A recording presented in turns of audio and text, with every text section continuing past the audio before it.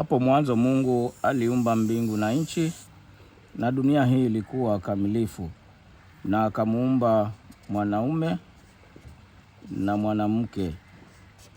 Aliwaumba hawa watu ili kwamba wakaweze kumjua, wakaweze kumpenda na wakaweze kumsifu. Na walikuwa na uhusiano mzuri wao kwa wao, na uhusiano mzuri pia na Mungu wao. Lakini walipovunja amri ya Mungu, ulimwengu ukaharibika. Na hivyo watu waliokuwa katika ulimwengu ulioharibika, wengine walikuwa wezi, wengine wachawi, wengine wenye kuvamia watu. Na mwanadamu akajaribu kurudi kwa Mungu kwa kuweza kufanya matendo mazuri, kwa kuweza kwenda kanisani, kwa kuweza hata kusaidia yatima. Lakini mambo haya yote hayakuweza kusaidia.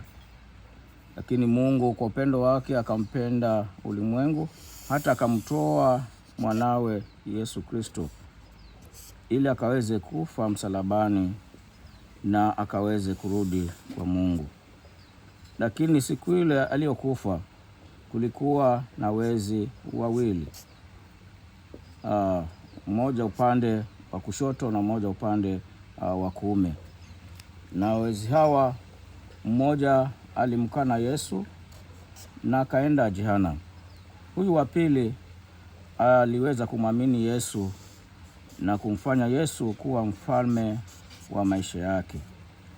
Na kwa sababu ya kumfanya kwa mfalme wake, akaweza kwenda mbinguni. Kwa nini aliingia huku? Kwa sababu alimwamini na akaweza kumkubali. Na kwa hivyo nataka niwaulize maswali mawili. Je, umeelewa kila ambacho nimekueleza? Na pili, je, wewe uko katika duara gani kati ya haya matatu?